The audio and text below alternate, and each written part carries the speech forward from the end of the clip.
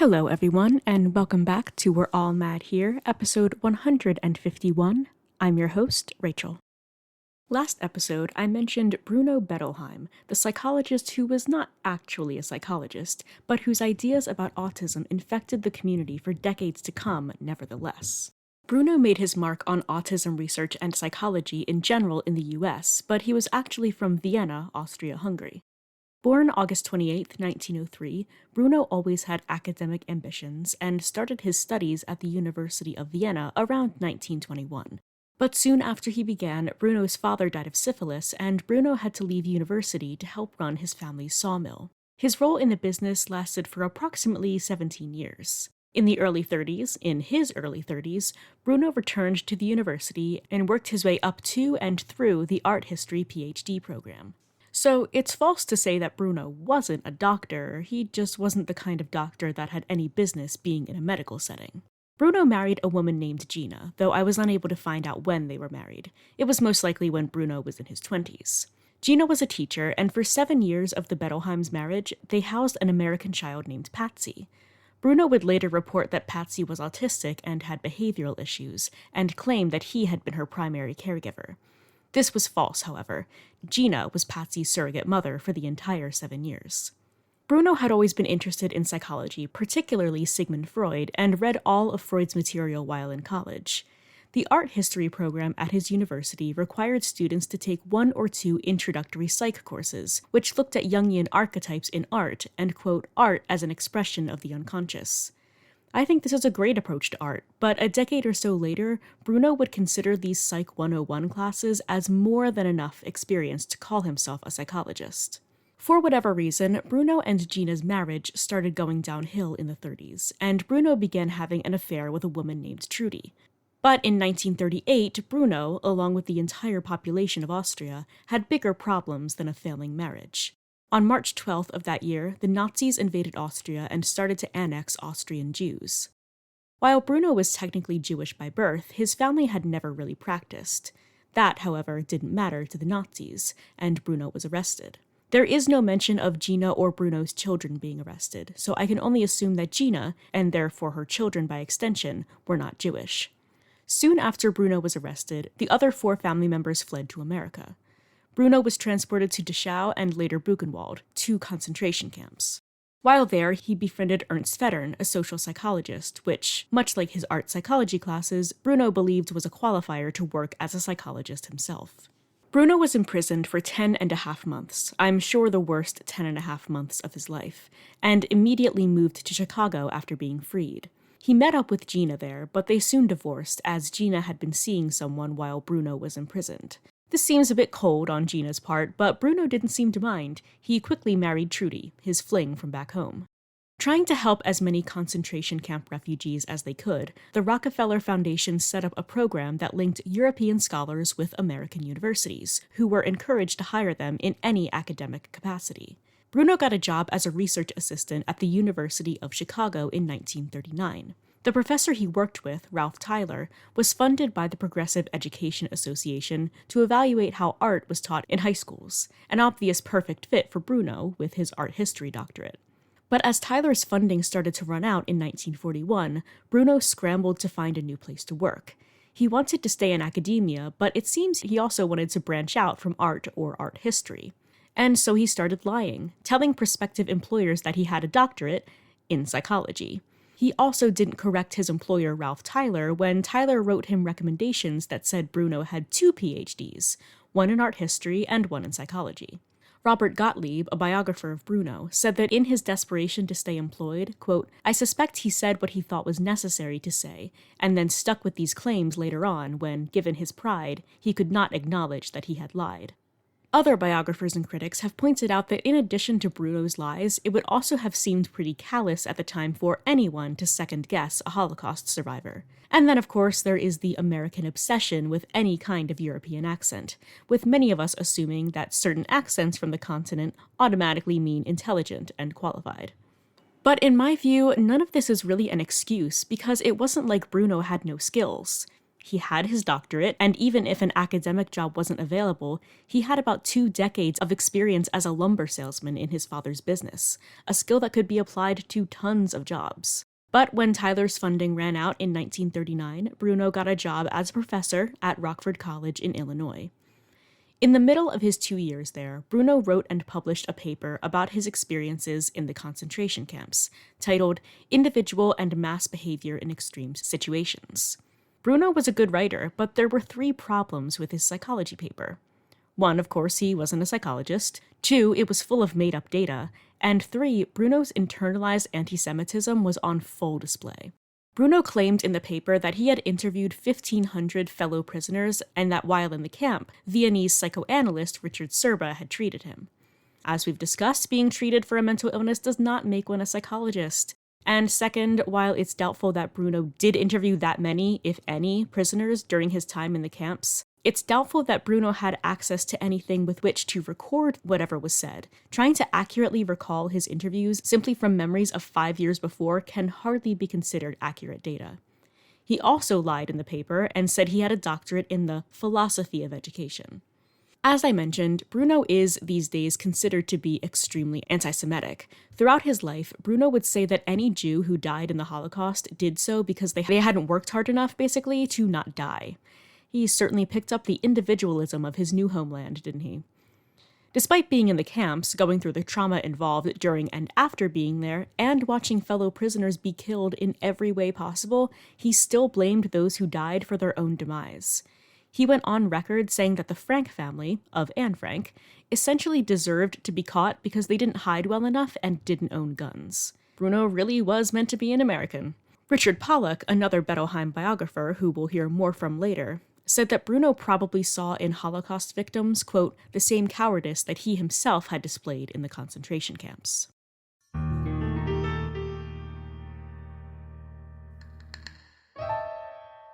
The same year Bruno became a professor, he also took the job as director of the Sonia Shankman Orthogenic School. Later it was revealed that Bertram Kohler and Jacqueline Sanders knew that Bruno only had degrees in art history, but hired him anyway because he claimed to have unofficial experience in the field. See, the Orthogenic School was a residential school for children with emotional disturbances. Bruno described to Kohler and Sanders that the children with emotional disturbances that he had housed and treated for nearly a decade in Vienna were cured. No credit to his ex-wife Gina, and of course no admission that Patsy was, as many people now suspect, been a perfectly neurotypical child. In Kohler and Sanders' minds, Bruno was perfect for the job. Bruno was in both his professorial and directorial positions from 1944 to 1973. He became an American citizen in 1944, and over the next 4 decades would rise to academic fame, especially in the area of autism research and diagnosis. He wrote tons of books and articles on various areas of psychology, particularly emotionally disturbed children, and achieved international recognition. The paper I mentioned earlier, the alleged psychological study of Jews in the concentration camps, was a favorite of Dwight Eisenhower. It's believed that this fame was another reason no one questioned Bruno's expertise. They'd have to fight off the rest of the psychological community if they dared to suggest he was unqualified. In 2 of Bruno's most famous books, Bruno discussed disturbed children. The Informed Heart covered feral children, who, quote, revert to the animal stage without experiencing the benefit of belonging to community, and The Empty Fortress detailed how disturbed, and especially autistic, children came from mothers who neglected them. Bruno wasn't the creator of the term refrigerator mother, but he certainly loved it, and loved informing parents that they were refrigerator mothers and fathers, and their lack of love is the reason their children were struggling. He brought both of these ideas to his job as director of the Orthogenic School.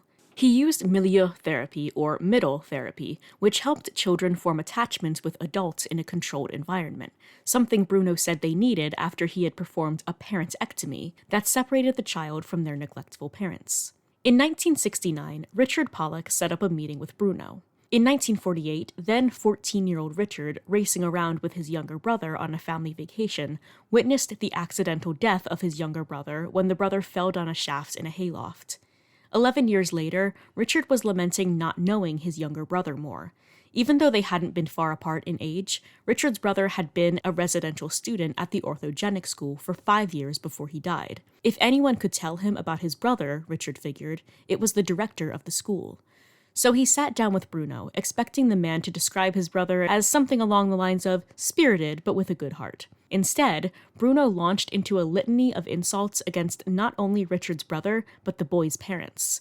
He referred to Mr. Pollock as a schlemiel, Yiddish for a stupid or incompetent person, and said Mrs. Pollock was a false martyr for mourning her son's death. According to Bruno, Richard's brother's death hadn't been an accident. He had killed himself by jumping down the hay shaft because Mrs. Pollock had rejected him the day he was born. He finished by spitting, "What is it about these Jewish mothers?" While shocked by Bruno's words, Richard knew that they simply couldn't be true. First, he knew his mother loved both her sons. Second, Richard himself had almost fallen down the hay shaft as well. Surely he hadn't been pulled back from his death by the knowledge that his mother loved him. So disturbed was Richard that the director of a school for troubled children would speak like this, he began a decades-long research process into Bruno that ended in a book and revealed many secrets, which I'll mention as we go along. When he was director, Bruno was touted as the doctor all disturbed children needed. He was dedicated to improving their lives and believed that psychotherapy could change human behavior if applied properly. And he's absolutely right, if only he had known how to apply it properly. In his research, Richard Pollock interviewed ex-students and colleagues of Bruno, who revealed that Bruno had been anything but a caring director. First, while many directors, at least these days, tend to not have the kind of hands-on role with students that teachers have, Bruno acted as a teacher or psychologist to the students directly. Not a single person was able to tell Pollock that Bruno treated the students of the school gently. He believed in corporal punishment, and because this was a school for children with emotional disturbances, he had plenty of excuses to physically harm the children. In hindsight, fellow teachers say that while they may have disagreed, Bruno's punishments were not seen as out of line for the times. But most agreed with him anyway. David Zwerdling, a counselor at the school, said that Bruno was, quote, a man who was capable of intense anger. Indeed, students described Bruno as abusive, violent, and cruel. Following Bruno's death in 1990, newspaper stories, letters, editorials, and memoir accounts popped up by the dozens from both students and colleagues describing his physical abuse. Decades after leaving the orthogenic school, students were still mentally and physically scarred from their time there. Even the students who had believed that they'd been bad children who needed a good beating said that Bruno's punishments were excessive. Alida Jadic, a student at the school from 1966 to 1972, beginning at age 12, wrote a letter to the Chicago Reader a month after Bruno's death, saying that she, quote, lived in fear of Bruno's unpredictable temper tantrums, beatings, hair-pulling, wild accusations, and threats of abuse in front of classmates and staff. One minute he could be smiling and joking, the next minute he could be exploding. She went on to describe him as an evil man, for whom the school was a private empire where he was a demigod or cult leader. Multiple female students backed up Jadic's account, saying that on the rare occasion Bruno was ordered to apologize, he would ask for the forgiveness of female students while simultaneously groping their breasts. But before we talk about all the tea that was revealed after Bruno's death, we are not quite done with his life. In addition to being a liar and an abuser, Bruno was also a plagiarist. In 1976, he published a paper entitled The Uses of Enchantment. A lifelong fan of fairy tales, especially those by the Brothers Grimm, Bruno's paper discussed, quote, the emotional and symbolic importance of fairy tales for children, focusing on the darkness that's found in most original versions. So good thesis, right? Dr. Julie E. Hoischer thought so too, which is why she'd written an entire book on the subject in 1963, a psychiatric study of fairy tales. Academic Alan Dundes also wrote a paper on the topic specifically focusing on Cinderella in 1967. It's perfectly legitimate to consult other sources when conducting research, but Bruno never bothered to credit either author. But none of this was known when Bruno published the paper, and it went on to win several National Book Awards. In 1971, Bruno was elected a Fellow of the American Academy of Arts and Sciences, and in 1973 he retired from both his professorship and his director role and moved with Trudy to California. But even though he was retired, he barely slowed down.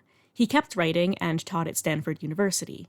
He appeared several times in the 70s on The Dick Cavett Show to talk about autism and psychoanalysis, and in 1974, Daniel Carlin produced a 4-part series about Bruno. He played himself in Woody Allen's film Zelig, Birds of a Feather, Bruno and Woody, and in 1987, BBC Horizon made a documentary about him.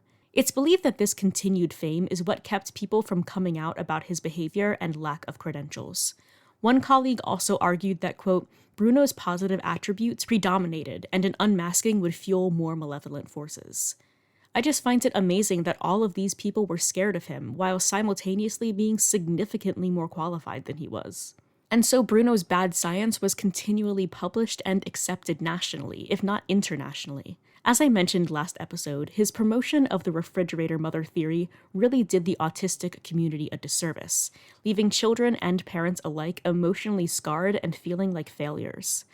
Bruno's word was even taken over those of people like Dr. Bernard Rimland, who was not only an actual psychologist, but was the parent of an autistic child, and believed that Bruno's theories were wrong and harmful. Later, it was proven that Bruno's evidence that supported his research was comprised of fabricated data, and even the fact that his subjects were autistic at all has been called into question. By 1987, Bruno had adjusted his beliefs and admitted that children were resilient enough and most parents were quote-unquote good enough to raise children, but the damage was more than done at that point.